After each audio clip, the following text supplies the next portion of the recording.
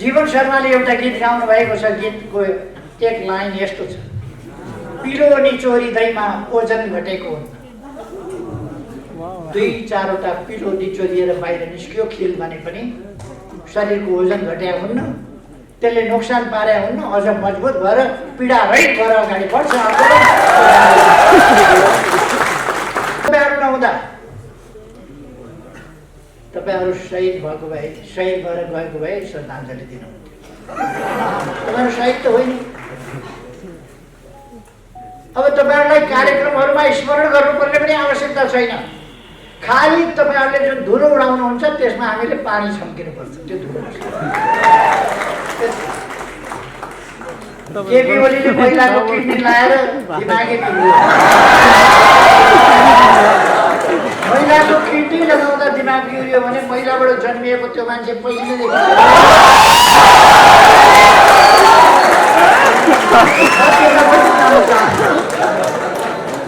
महिला माथिको कत्रो अपमान हो। महिलाको त किडनी मात्रै लगायो भने पनि मान्छे पागल हुन्छ।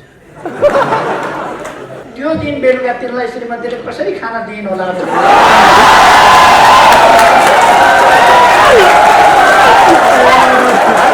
ढोका खोलेर स्वागत कसरी गरिन् होला। कोही पनि छिमेकका झ्यालबाट हेर्ने दिदीबहिनी महिलाहरूको अगाडि अनुहार कसरी देखायो होला। मलाई पनि केन्द्रीय कमिटीमा साथीहरू आएनन्, किन आएनन्, कता गयो भन्ने परेको थियो। हामी यहाँ छौँ।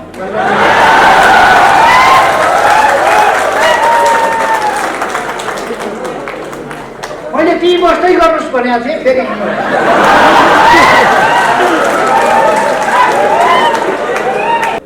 यस्तो भेट्टायो भने उहाँहरूले सही गराएर केपी ओलीलाई निकाल्यौँ भनेर बेहोरा थप्नुहुन्छ।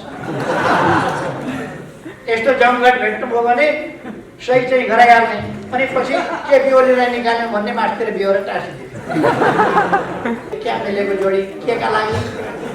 आन्दोलन ध्वस्त पार्न, राष्ट्रियता कमजोर पार्न, नक्सा छापेको विरोध गर्न, संविधान संशोधन भएको विरोध गर्न, त्यो कुरालाई ढाकछोप गरेर भ्रष्टाचारको संरक्षक भयो भनेर न म भ्रष्टाचार गर्छु न गर्न दिन्छु न भ्रष्टाचारको संरक्षक। उनीहरू त निर्वाचन आयोग गएछन् र भनेछन् हामी बहुमतमा छौँ। कहाँ गने यिनीहरूले मान्छे? हामी देश बनाएर छोड्छौँ। किन टाउको दुख्यो, किन आत्तिनु पर्यो? देश बनाएर छोड्छौँ। यो देश भत्किन बिग्रिन दिँदैनौँ, यो देश टुक्रिन दिँदैनौँ। यो देशको वास्तविक भूमि सामेल गरेर हामीले नक्सा छापेका छौँ। हामीले संविधान संशोधन गरेका छौँ। नक्सा छापिए अनुसारको भूमि हामी फिर्ता ल्याउँछौँ हाम्रो भोग चलनमा। किन पिर गर्नुभयो? यसको जस धरारा केपी ओलीले बनाएको होइन भने जस्तै जस नदिनुहोस् न केपी ओलीलाई। जमिन फिर्ता आउँदा त देशको फाइदा हुन्छ नि। आउनुहोस् पार्टीका मिटिङमा। तपाईँहरूले गरेका अपराधहरू क्षमा गरिदिउँला।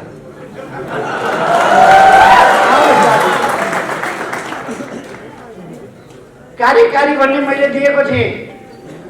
कार्यकारी दिँदा अत्यन्तै उपद्रव मचाउनु भयो। मैले कार्यकारी हटाइदिएको छु।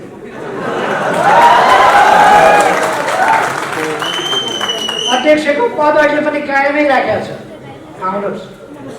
वरिष्ठ नेताहरूको पद कायमै राखेको छ, आउनुहोस्। प्रवक्ता भनेर तोक दिएको थियो। प्रवक्ताले साह्रै बढी च्याक च्याक गर्ने, छ्यास छ्यास गर्ने, दुर्गन्ध फैलाउने काम गरिराख्नुभयो। त्यसकारण प्रवक्ताबाट हटाइएको छ, तर सचिवालय सदस्य कायमै राखेको छ। आउनुहोस् फर्केर, सचिएर काम गर्नु। हामीले तपाईँहरूलाई कारबाही गरेका छैनौँ, पार्टीबाट निकालेका छैनौँ। मरेकालाई उपियाले छोडे जस्तो तपाईँहरूलाई कार्यकर्ताले छोड्ने छन्। हामी यहाँ छौँ होइन, म यहाँ छु भनेर लेख्नु पर्ने छ तपाईँले। हामी भन्ने शब्द हराएर म यहाँ छु। किन त्यो नौबत, किन त्यो अवस्थामा पुग्नुहुन्छ? आउनुहोस्। पार्टीमा आउनुहोस्, हामी फेरि यहीँ छौँ भनेर लेख्नुहोस्, हामी फेरि यहीँ आइपुग्यौँ। तपाईँहरूलाई फेरि पनि हामी गल्ती, कमजोरी र बदमासीका बावजुद सही खतमा पार्टीमा तपाईँहरूका ठाउँहरू यथावत छन्। तपाईँहरू बस्ने कुर्सी हामीले यथावत राखिदिएको छ। तपाईँहरूलाई पीर कुर्सीको छ धेरै थाहा छ। तपाईँहरूलाई कुर्सीको पीर भएको हुनाले कुर्सी यथावत राखिदिएको छ पार्टी। समाजको आवाज.com। चुनाव वैशाख 17 गते हुन्छ, चुनाव वैशाख 27 गते हुन्छ।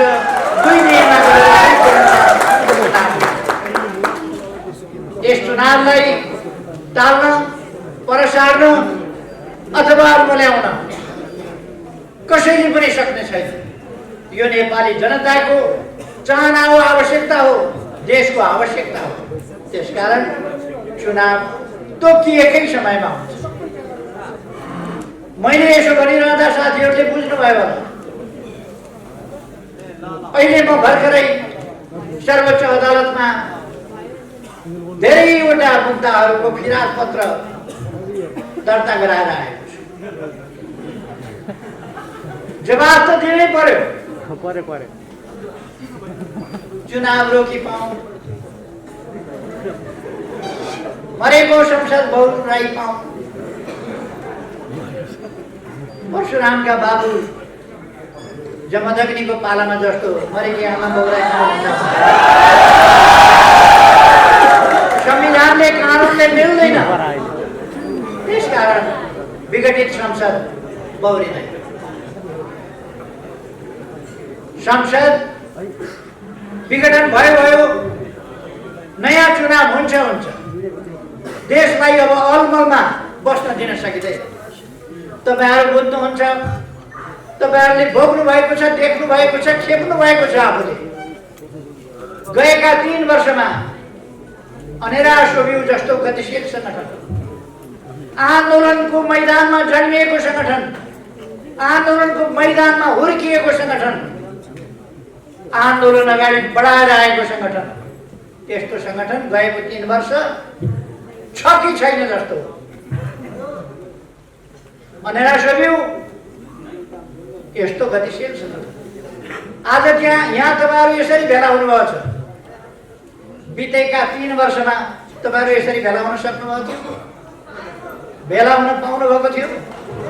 तपाईँहरू गतिशील हुन पाउनु भएको थियो? तपाईँहरूले देशलाई अगाडितिर धकेल्न, देशको रथ अगाडितिर तान्न तपाईँहरूले पाउनु भएको थिएन। तपाईँहरूलाई रोकिएको थियो, अल्मल्याइएको थियो।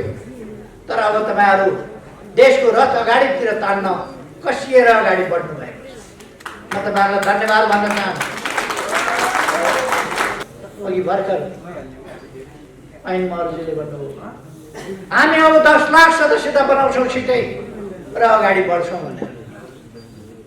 त्यो क्षमता, त्यो दम अनेरा सोभियुमा छ। तर त्यसलाई गतिरोध गरिएको थियो, रोकिएको थियो। अब रोकेको बाँध भत्कियो, बाँध भत्किएर अब अनेरा सोभियु अगाडि बढ्दैछ। गतिरोधका लक्षणहरू अब प्रकट हुन। पार्टी त छ कि छैन जस्तो।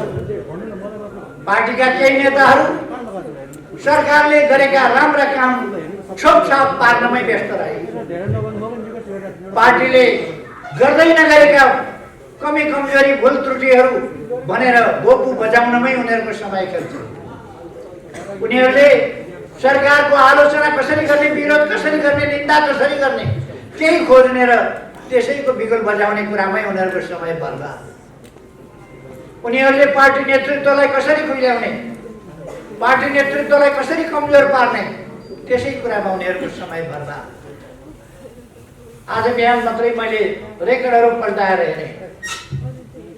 गएको वैशाख 13 गतेदेखि पुस 4 गतेसम्म खुमलटारमा मात्रै पार्टी फुटाउने षड्यन्त्रका बैठकहरू 280 वटा बस्या। 35 वटा बैठक बाहिर बसेका रहेछन् खुमलटारमा। कहिले कोटेश्वर, कहिले के प्रेसिडेन्सियल कलेज कि के कहिले अगेनाको डेल कहिले के यहाँ नयाँ मानेश्वरमा एउटा होटल छ फेरि अरियाल होटल कहिले कसको घर त कहिले कसको घर यस्तो भेट्टायो भने उहाँहरूले सही गराएर केपी ओलीलाई निकाल्यौँ भनेर बेहोरा थप्नुहुन्छ यस्तो जमघट भेट्नुभयो भने सही चाहिँ गराइहाल्ने अनि पछि केपी ओलीलाई निकाल्यौँ भन्ने मास्तिर बेहोरा टाँसिदियो जम्मा 315वटा पार्टी फुटाउने सरकारलाई काम गर्न नदिने नेतृत्वलाई खुइल्याउने प्रधानमन्त्रीलाई खुइल्याउने आरोपित र लाञ्छित गर्ने झुटा लान्छनाहरू प्रधानमन्त्रीमाथि लगाउने सरकारलाई बदनाम गराउने कम्युनिस्ट पार्टीको छाला काट्ने र अब कम्युनिस्ट पार्टी कहिले उठ्न नसक्ने कसरी बनाउने त्यो धन्दामा लागेका बैठक 315वटा गर्नुभएको रहेछ खुद्रा मसिना 2 जना 3 जनाका बैठक बाहेक 315वटा बैठक जसमध्ये 280वटा बैठक उमल्टा केही नेताहरूको खुब मिलेका साथी जस्तो यता जुगाए पनि सँगसँगै छ कोटेश्वर गए पनि सँगसँगै खुमलटार आए पनि सँगसँगै अगेनाका डिलमा आगो ताप्दा सँगसँगै कलेजमा पढ्न जाँदा सँगसँगै क्या मिलेको जोडी के का लागि आन्दोलन ध्वस्त पार्न राष्ट्रियता कमजोर पार्न नक्सा छापेको विरोध गर्न संविधान संशोधन भएको विरोध गर्न त्यो कुरालाई ढाकछोप गरेर भ्रष्टाचारको संरक्षक भयो भनेर न म भ्रष्टाचार गर्छु न गर्न दिन्छु न भ्रष्टाचारको संरक्षक अरूका बारेमा धेरै भनिरहन चाहन्न देशले चिनेको छ जानेको छ को कहाँ बसेको छ कस्तो छ के खान्छ सबैलाई थाहा छ सबैलाई थाहा छ के कस्ता काम गरेका छ कसका लागि लडेको छ त्यो कुरा सबैलाई थाहा छ मैले भनिरहनु पर्दैन म भनेर समय खेर फालिरहन पनि आवश्यक ठान्दै एउटा नेताले चर्को भाषण गरेछ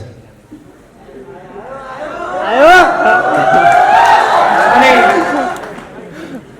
केपी ओलीले महिलाको किडनी लाएर दिमागी महिलाको किडनी लगाउँदा दिमाग बिग्रियो भने महिलाबाट जन्मिएको त्यो मान्छे पहिले नै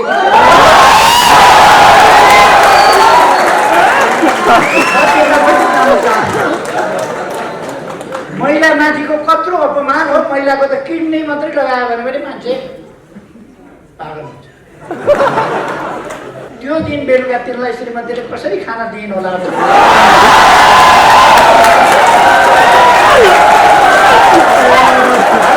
ढोका खोलेर स्वागत कसरी गरिन् होला कोही पनि छिमेकका झ्यालबाट हेर्ने दिदीबहिनी महिलाहरूको अगाडि अनुहार कसरी देखायो हुन त त्यो त्यही जमात हो जसले कुनै इज्जत आबरुको कुरा गर्दैन नेताहरूले उचालेर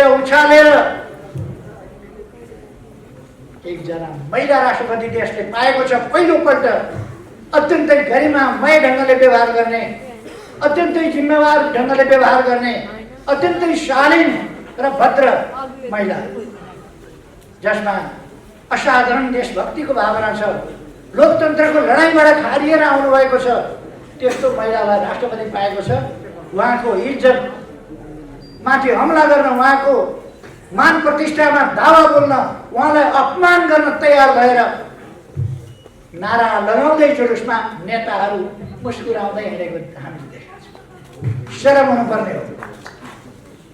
हुनुपर्ने हो सामाजिक कम से कम मर्यादा त राख्नुपर्छ नेताहरूले आफ्नो जुलुसमा कतिसम्म सभ्य नाराहरू कतिसम्म असभ्यता के हुनुपर्छ त्यो त ध्यान राख्नुपर्छ म त्यतापट्टि जान चाहन्न त्यो उनीहरूको संस्कृति हो उनीहरूको सभ्यता हो उनीहरूको संस्कार हो त्यो त्यसतिर म जान चाहन्न हाम्रो समाज एउटा निरन्तर छ निरन्तर हुन्छ रहन्छ समाज यो समाज निरन्तर अझ बढी आधुनिक, अझ बढी विकसित। आधुनिक भनेको फेरि कसैले बुझ्छन् छाडा, कसैले बुझ्छन् आस्थाहीन, कसैले बुझ्छन् छलछाम गर्ने खालको, कसैले बुझ्छन् भ्रष्टतायुक्त। आधुनिक भनेको विज्ञान र प्रविधिले तथ्यपूर्ण ढङ्गले सामाजिक न्याय र समानतामा आधारित सभ्य संसार बन्यो। आधुनिक भनेको अन्धविश्वास होइन, विश्वास। आधुनिक भनेको अवैज्ञानिक कुराहरू होइन, वैज्ञानिक कुरा, तथ्यहीन होइन, तथ्ययुक्त कुरा। कसैले आजको जमानामा पनि आश्चर्य लाग्छ, जन्मसिद्ध श्रेष्ठताको कुरो गरिरहेको छ। जन्मिँदै शासक हुने। हुन त हाम्रा नेताहरूमा पनि कतिपय देखिन थालेको छ आजकल। नेताको छोरा भएपछि टप्लक्क माथि एकैचोटि केन्द्रमा, नेताको ज्वाइँ भयो भने जहाँबाट आएको भए पनि शासक भइदिन्छ पार्टीमा। नेताको आफन्त भयो भने यसै ठुलो भइदिन्छ। नेताले खुल्याम अब त लाज नमाने, अप्ठ्यारो नमाने भन्न थाले, यो त मेरो पारिवारिक मामला हो, मलाई परिवारमा अप्ठ्यारो छ। पार्टीले नेताको पारिवारिक अप्ठ्यारो फुकाइदिनु पर्ने, देश बनाउन छोडेर कार्यकर्ताको मूल्याङ्कन नगर्ने, उसको अप्ठ्यारोको मूल्याङ्कन गर्ने। कसको श्रीमती रिसाउँछ, कसको श्रीमान रिसाउँछ, कसका छोरी रिसाउँछन्, कसका ज्वाइँ रिसाउँछन्, कसका नातिनी रिसाउँछन्। त्यसका लागि पार्टी नतमस्तक भइदिनु पर्छ। मैले धेरै भनिरहनु पर्दैन, साथीहरूले जान्नु भएको छ, देख्नु भएको छ, भोग्नु भएको छ, यही समाजको कुरा। त्यस कारण म आग्रह गर्न चाहन्छु, हामीले आफ्नो भलो गरौँ न्यायोचित ढङ्गले, आफ्नो भलो गरौँ उचित ढङ्गले, आफ्नो भलो गरौँ स्वस्थ ढङ्गले, आफ्नो भलो गरौँ अरूको भलाइमा आघात नपारिकन। आफ्नो भलो त्यसरी म साथीहरूलाई आग्रह गर्न चाहन्छु, हामीले एउटा सभ्य समाज निर्माण गरेका हौँ, मानवोचित समाज निर्माण गर्न खोजेका हौँ। त्यसकारण मानवोचित समाजमा जानुपर्छ। अहिले मैले भरसक पार्टी जोगाएर लान चाहेको छु। निर्वाचन आयोगमा पुगेछन् केही मान्छेहरू, निर्वाचन आयोगमा पुगेर असली पार्टी हामी हौँ भनेछ। असली पार्टी उनीहरू भने केही मान्छेहरू केन्द्रीय कमिटीको बैठकमा आएनन्, अनुपस्थित भए। किन अनुपस्थित भए त्यो थाहा छैन। पार्टी केन्द्रीय कमिटीका सम्पूर्ण सदस्यहरूमध्ये 10-12%, 15% होला। कहिले कहिले त्यस्तो अनुपस्थिति हुन सक्छ विभिन्न कारण। हामीले केही कारणले अनुपस्थित भए होला साथीहरू ठाने। उनीहरू त निर्वाचन आयोग गएछन् र भनेछन् हामी बहुमतमा छौँ। कहाँ गने यिनीहरूले मान्छे, कहाँ गने थाहा छैन। बहुमत छौँ भनेर झुट बोल्ने बानी परेकालाई केही लाग्दैन। 3:30 बजे दर्ता गर्न गएका अविश्वासको प्रस्ताव भनेर 5 गते 3:30 बजे संसद विघटन भइसकेपछि, संसद विघटनको घोषणा भइसकेपछि 3:30 बजे संसद सचिवालयमा पुगेको थियो अविश्वास दर्ता। संसद सचिवालयले भनेछ संसद विघटन भइसक्यो कि अविश्वास दर्ता, तैपनि मानेन। संसद सचिवालयले भने ढिलो, पहिले नै गरे भए हुन्थ्यो। सभामुखले लेखे यो त बिहान 10:30 बजे 10:40 बजे कति बजे नै म कहाँ आएको थियो। सभामुख कहाँ कानुनले जाने नै होइन र सभामुख अचम्म लाग्यो। आफ्नै संसदको यो हकीकत भन्नु पर्दा अप्ठ्यारो पनि लाग्छ, लाज पनि लाग्छ। सभामुख जस्तो मान्छेले 3:30 बजे लगेको निवेदन 10:30 बजे नै ल्याएको थियो भनेर कृत्य साक्षी बस्छ। सभामुख जस्तो मान्छे कृत्य कामको साक्षी बस्नु कहाँसम्म लज्जाजनक, कहाँसम्म संसदीय प्रणालीको तमासा, कहाँसम्म त्यसको हुर्मत लिने काम हो। तपाईँहरू बुझ्नु सक्नुहुन्छ। यता मलाई धेरै जानु छैन, उहाँहरूको झुट बोल्ने बानी हो। प्रमाण छ, निर्वाचन आयोगमा उहाँहरूले कति 10:30 कि 10:40 दर्ता गरेका छौँ भनेर निर्वाचन आयोगमा उहाँहरूले निवेदन दिनुभएको रहेछ। संसद सचिवालयले वक्तव्य दिएको छ 3:30 बजे मात्रै ल्याएका हुन्, हामी कहाँ 3:30 बजे मात्रै दर्ता गरेको दबावका कारण वक्तव्य छ संसद सचिवालय। निर्वाचन आयोगमा जानुभयो उहाँहरू, निर्वाचन आयोगले तपाईँहरूको यो दाबी नै भएन, दाबी नै पुगेन, जानुस् भनेर फर्काइदियो। उहाँहरूले हल्ला चलाउनु भयो, जोरदारले कराउनु भयो, सकेसम्म सबै मिलेर कराउनु भयो। केपी ओलीले झुट बोल्यो, नयाँ रहस्यको उद्घाटन केपी ओलीले झुट बोल्यो भनेर निर्वाचन आयोगले के भन्यो त उहाँहरूलाई, तपाईँहरूको दाबी पुग्यो भन्यो त। अस्तिका दिन मात्रै दाबी उहाँहरूको फिर्ता गर्यो। उहाँहरू अर्को पत्र लेख्यो, तपाईँहरूको दाबी छ भने 7 दिनभित्र ल्याउनु, यो भएन। मैले त्यही कुरा भने केपी ओलीले झुट कुरा बोल्यो। प्रायोजित सञ्चार माध्यमहरू पनि कराए, कठै गरे, किन कराएका? लगानी गर्नु त देशका लागि लगानी गर्नु, लगानी गर्नु लोकतन्त्रका लागि लगानी गर्नु, पत्रकारिता गर्नु देशका लागि गर्नु, जनताका लागि गर्नु, विकासका लागि गर्नु, शान्तिका लागि गर्नु, सत्यताका लागि गर्नु। केही सञ्चार माध्यमहरू, अब यो केही भन्ने चाहिँ सञ्चार माध्यमले सुन्छ कि सुन्दैन मलाई थाहा छैन। सञ्चार माध्यमलाई गाली गर्यो भन्दैछन्, सञ्चार माध्यमलाई होइन,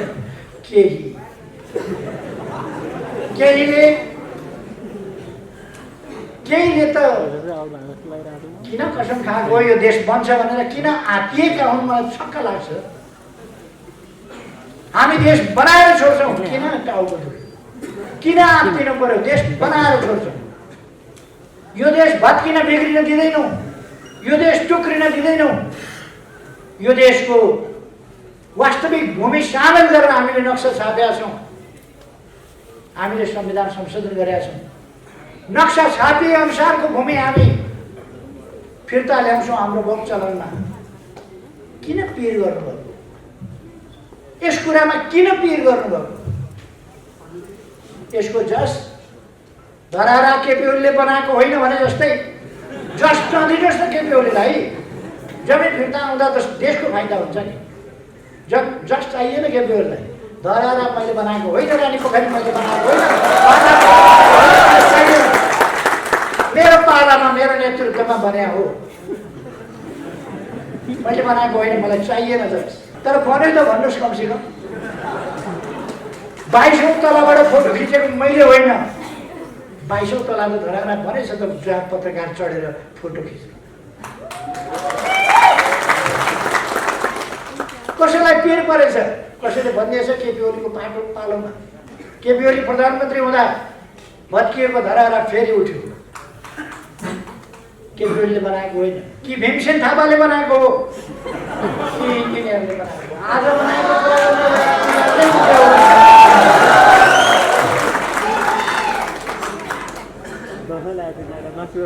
चित्तको कुरा हो त्यो।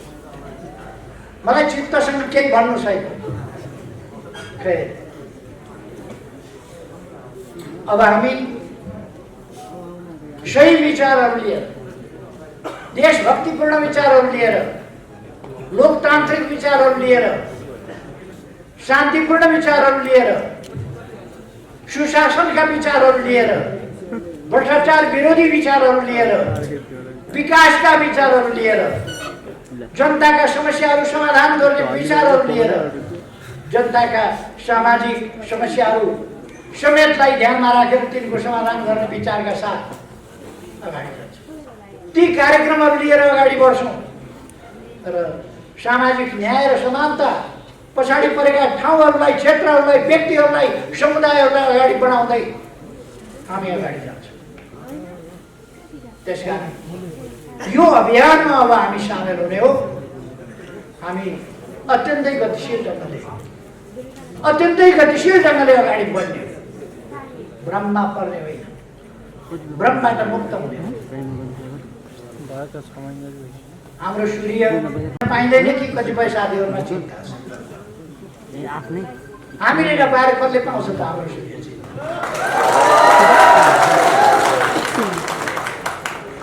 कोही पार्टीका मिटिङ छोडेर अनि यही कार्की ब्यारिकेडमा आएर हामी बहुमतमा छौँ भनेर पार्टीका मिटिङमा उहाँहरूलाई आउन फेरि पनि म आग्रह गर्न चाहन्छु। आउनुहोस् पार्टीका मिटिङमा। तपाईँहरूले गरेका अपराधहरू क्षमा गरिदिउँला।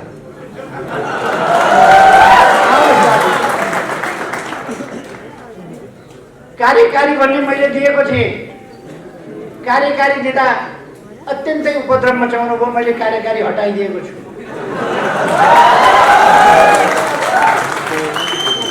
अध्यक्षको पद अहिले पनि कायमै राखेको छ, आउनुहोस्।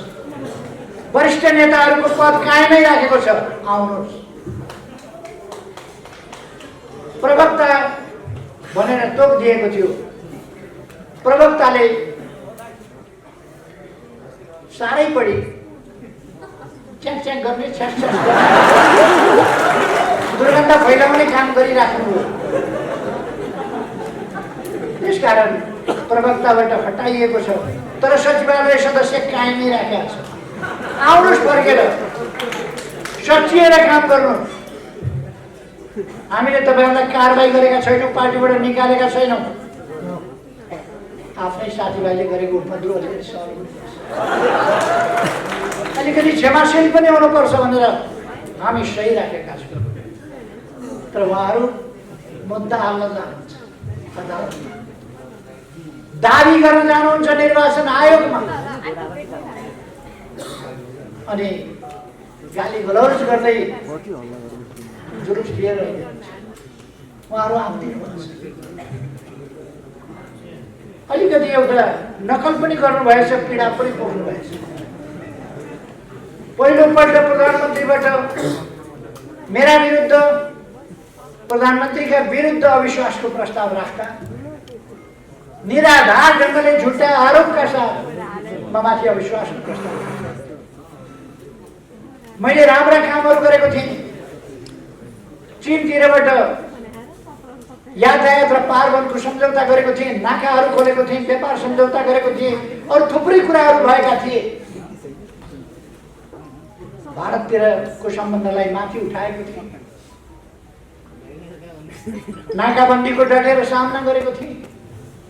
यी सबै कुराहरूले आत्तिएर केपी ओली लोकप्रिय हुने भयो भन्ने डर उहाँहरूलाई परेर उहाँहरूले झुटा आरोपका साथ ममाथि अविश्वासको प्रस्ताव राख्नुभयो। त्यसको जवाब दिँदै मैले भनेको थिएँ,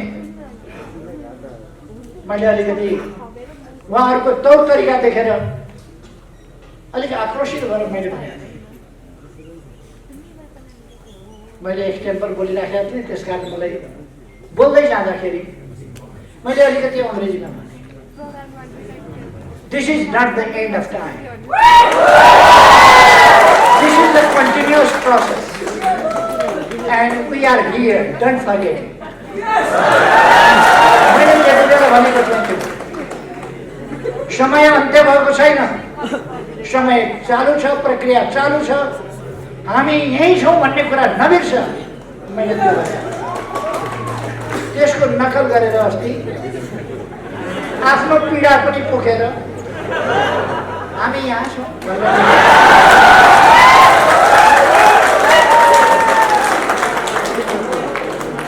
मैले ती बस्दै गर्नुहोस् भनेको थिएँ। फेरि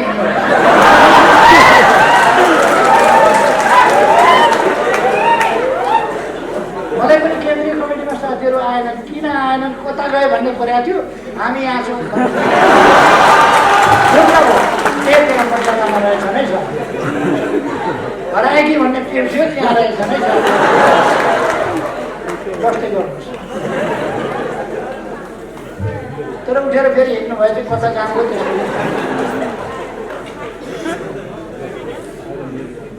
त्यसको एकजनाले सुगा पालेछ अनि सुगालाई रमाऊ रमाऊ खुसी हो रमाऊ रमाऊ खुसी हो भन्नु सिकाएछ सकारात्मक सोच हुनुपर्छ भन्ने छ नि आजकल हो त्यही लाइनमा उसले कति गोपी कृष्ण कहो सिकाउने भनेर रमाऊ रमाऊ खुसी हो रमाऊ रमाऊ खुसी हो एकजना कोही मर्यो सुगालाई के मतलब उसले रमाऊ रमाऊ खुसी हो सुगाले त्यही बोल्ने कुन प्रसङ्गमा मैले हामी यहाँ छौँ नबिर्स फेरि फर्केर आउँछौँ भनेका थियौँ हामी फेरि फर्केर आउँछौँ त्यसको नकल गरेको मण्डलामा हामी यहाँ छौँ दुनियाँलाई थाहा हो आजकल उहाँहरू मण्डलामा हुनुहुन्छ सबैलाई थाहा हो मण्डलामा हुनुहुन्छ मण्डलामा किन बस्नुहुन्छ यत्रो महान पार्टी छ अनि राष्ट्रयुका थोरै नेताहरू भेला हुँदा यत्रो सभा छ मण्डलामा किन जानु पर्यो मरेकालाई उपियाले छोडे जस्तो तपाईँहरूलाई कार्यकर्ताले छोड्ने छन् हामी यहाँ छौँ होइन म यहाँ छु भनेर लेख्नु पर्ने छ तपाईँलाई हामी भन्ने शब्द हराएर म यहाँ छु किन त्यो नौबत किन त्यो अवस्थामा पुग्नुहुन्छ आउनुहोस् पार्टीमा आउनुहोस् हामी फेरि यहीँ छौँ भनेर लेख्नुहोस् हामी फेरि यहीँ आइपुग्यौँ तपाईँहरूलाई फेरि पनि हामी गल्ती कमजोरी र बदमासीका बावजुद सही हकमा आउनुहोस् देश बनाउने यस महाअभियानमा तपाईँहरूका स्वार्थी प्रवृत्तिहरू त्यागेर आउनुहोस् अब तपाईँहरूका आत्मकेन्द्रित स्वार्थी पदलोलु महत्त्वकांक्षी प्रवृत्तिहरू छोडेर तपाईँहरूका छटपटी केमा छन् देशलाई थाहा छ दुनियाँलाई थाहा छ तपाईँहरू किन छटपटाउनु सबैलाई थाहा छ त्यस्ता छटपटीहरू छोडेर आउनुहोस् पार्टीमा तपाईँहरूका ठाउँहरू यथावत छन् तपाईँहरू बस्ने कुर्सी हामीले यथावत राखिदिएको छ तपाईँहरूलाई पीर कुर्सीको छ धेरै थाहा छ तपाईँहरूलाई कुर्सीको पीर भएको हुनाले कुर्सी यथावत राखिदिएको छ पार्टी आउनुहोस् बस्नुहोस् उहाँहरू आउनु भएन भने पनि यो अभियान अगाडि बढ्छ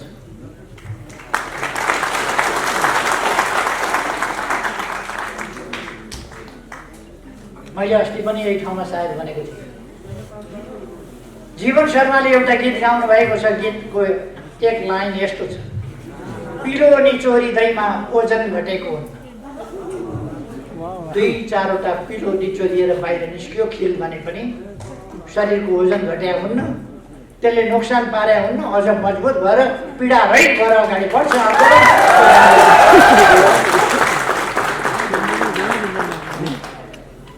म भन्न चाहन्छु तपाईँहरू नहुँदा तपाईँहरू शहीद भएको भए शहीद भएर गएको भए श्रद्धाञ्जली दिनुहुन्थ्यो तपाईँहरू शहीद त होइन अब तपाईँहरूलाई कार्यक्रमहरूमा स्मरण गर्नुपर्ने पनि आवश्यकता छैन खाली तपाईँहरूले जुन धुलो उडाउनुहुन्छ त्यसमा हामीले पानी छम्किनुपर्छ त्यो धुलो तपाईँहरूले दुर्गन्ध फैलाउनुहुन्छ त्यहाँ हामीले अलिकति अत्तर छम्क्यौँ तपाईँहरूले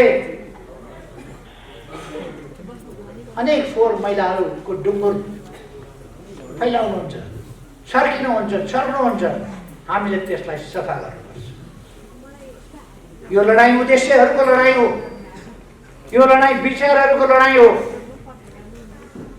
जाल झेल तिक्रमले हाम्रा महान उद्देश्यहरूलाई ओझेल पार्न सक्दैन हाम्रा महान विचारहरूलाई हाम्रा महान यात्रालाई यस सानोतिनो व्यवधानले रोक्न सक्दैन तपाईँहरू आन्दोलनभित्र बसेर पार्टीभित्र बसेर घाँसभित्रै छुपेर बसेको लुकेर बसेको हरियो साँप जस्तै आन्दोलनभित्र बसेर आन्दोलनलाई कमजोर पार्ने, आन्दोलनलाई बदनाम गर्ने, कम्युनिस्ट पार्टीको 2/3 कामै लागेन भन्ने, 2/3 हामीसँग अलिकति थिएन, तर उहाँहरूले 2/3 को सरकार कामै लागेन भनेर कराएको कराइयो। भित्र बसेर देशको समय बर्बाद गर्ने स्थिति ल्याउनु हो, त्यसकारण संसद भङ्ग गर्नु पर्यो। अब तेज तर्रार सांसदहरूको, अब षड्यन्त्रकारीहरूको होइन, जहाज हेर्न टिक्रमकर्ताहरूको होइन, आफू आफ्ना सन्तान, आफ्ना नाता गोता र आफन्तहरूलाई मात्रै हेर्नेहरूको होइन, देश हेर्ने, देश बनाउने, जनता हेर्ने, जनतालाई माया गर्ने, जनताका समस्या समाधान गर्न अगाडि बढ्नेहरूको संसद बन्दैछ। हेर्दै जानु होला। अलिक समय तपाईहरु पछि कुद्दै गर्नुहुनेछ। हाइवेमा बस कुद्यो भने त्यस हाइवेमा कतैबाट झरेर आएको सुकेको पात त्यो बससँगै अलिक परतिरसम्म सँगसँगै कुद्छ, तर त्यो एकछिनपछि ती छोडिन्छ, बस मात्रै भयो। तपाईहरुले बुझ्नु भए हुन्छ, सुकेका पातहरू एकछिन हल्लिने हुन्, त्यसपछि ती थानको लाग्छन्, बस अगाडि बढ्छ। दुईटा ठुला छिमेकीहरूका बीचमा हाम्रो विदेश नीति अत्यन्त संयमित र सन्तुलित हुन्छ, तर हामी हाम्रा राष्ट्रिय हितहरूलाई छोड्दैनौँ। हामी हाम्रा राष्ट्रिय हितहरूलाई रक्षा गरेर हाम्रो स्वाधीनताको पक्षमा दृढताका साथ उभिएर त्यसलाई सही ढङ्गले कार्यान्वयन गरेर हाम्रो भौगोलिक अखण्डताको रक्षा गरेर राष्ट्रिय हितलाई सुरक्षित गर्दै अगाडि बढ्नेछौँ। हामी समृद्ध नेपाल, सुखी नेपालीको राष्ट्रिय आकांक्षा, त्यसलाई पूरा गर्नका लागि अगाडि बढ्नेछौँ। हाम्रो राष्ट्रिय आकांक्षा हामी पूरा गरेर सक्छौँ। तपाईहरुलाई एउटा कुरा बताउँ, विदेशमा म जहाँ जान्छु अथवा विदेशी मित्रहरू जो नेपालमा आउनुहुन्छ, उहाँहरू सबैले भन्नुहुन्छ, विश्वभरिका नेताहरूले भन्नुहुन्छ, नेपालले छानेको, नेपालले रचना गरेको नेपालको राष्ट्रिय आकांक्षा, तय गरेको राष्ट्रिय आकांक्षा अत्यन्तै सही छ, सुन्दर छ, अत्यन्तै सठिक छ। सबै देशका नेताहरूले भन्छन्, यहाँ हुँदा होस् अथवा हामी जाँदा होस्। तर तपाईहरुले हाम्रो पार्टीका ठुला ओहदामा, ठुला पदमा बसेका नेताहरू केही, ती नेताहरूले कहिल्यै समृद्ध नेपाल, सुखी नेपाली भनेको सुन्नु भएको छ? कहिल्यै भन्नुहुन्न उहाँहरू, किनभने उहाँहरूको मन जल्छ समृद्ध नेपाल, सुखी नेपाली बार आगो लाग्छ। विदेशी मित्रहरूले त्यसको सराहना गर्दा, समर्थन गर्दा उहाँहरूको मन जल्छ। कस्तो मन होला? समृद्ध नेपाल, सुखी नेपाली भन्न नसक्ने, समृद्ध होस् नेपाल, सामाजिक न्याय समानता सहितको होस् नेपाल, समृद्धि सबैको हिस्सामा परोस्, पछाडि कोही नपरोस्, दुखी दरिद्र भन्ने कोही नहोस् र असुरक्षित कोही नहोस्, भययुक्त जीवन कसैले बाँच्न नपरोस्, निर्भय भएर सबै बाँच्न पाउन्, सबै सम्मानित जीवन बाँच्न पाउन्। यसरी सुखी समृद्ध नेपाल र सुखी नेपाली, यो आकांक्षासँग उहाँहरूको वैरभाव केमा हो? उहाँहरू कहिल्यै बोल्न सक्नुहुन्न, उहाँहरूको मुखले बोल्न सक्दैन, उहाँहरूको मनले त्यसलाई पचाउन सक्दैन, उहाँहरूको मस्तिष्कले त्यसलाई पचाउन सक्दैन। तपाईँ हामी बुझ्न सक्छौँ कत्रो रहेछ उहाँहरूको चित्त। राष्ट्रको समृद्धि सुन्न सक्नुहुन्न, राष्ट्रको समृद्धि भन्न सक्नुहुन्न, देशको सुख, जनताको सुख भन्न सक्नुहुन्न। उहाँहरू कत्रो रहेछ उहाँहरूको चित्त, के रहेछ उहाँहरूको मन, उहाँहरूको भावना के रहेछ, यी सबै कुरा तपाईँ हामीले देखेका छौँ। तर हामी यी उद्देश्यहरूबाट डगमगाउँ मैले देखेको छु। 50 वर्ष अगाडि देशमा जति बेला लोकतान्त्रिक शक्तिहरू कमजोर भएका थिए, तानाशाही दमनबाट क्षणपेक्षित भएका थिए, चल्न सक्ने अवस्थामा थिएनन्। कोही जेलमा, कोही निर्वासनमा, प्रवासमा, कोही चुपचाप। कम्युनिस्ट आन्दोलन पनि टुक्रा टुक्रा अवस्थामा, ससानो अवस्थामा थियो। त्यस बेला हामीले संगठन निर्माण गर्न सकिन्छ, यत्तिकै भन्दैन संगठन निर्माण गर्न सकिन्छ, हामी गर्न सक्छौँ। त्यसै गरेर आन्दोलन निर्माण गर्न सकिन्छ, अन्यायपूर्ण व्यवस्था ढाल्न सकिन्छ, राजतन्त्र फाल्न सकिन्छ, लोकतान्त्रिक गणतन्त्र ल्याउन सकिन्छ। त्यसका लागि एउटा महान आन्दोलन सिर्जना गर्न सकिन्छ। त्यस्तो आन्दोलन सिर्जना गर्न विशाल र सशक्त कम्युनिस्ट पार्टी निर्माण गर्न सकिन्छ। त्यो थालेका थियौँ र परिवर्तन यहाँसम्म देखिरहेको छ। आज एउटा सेक्सनको सानो हिस्सा विद्यार्थी संगठनको नेतृत्वको एउटा सानो पंक्ति मात्रै उपस्थित हुँदा विशाल छ भने सिङ्गै समाजको हिस्सा यसै गरी उत्साहित भएर आज अगाडि बढेको छ।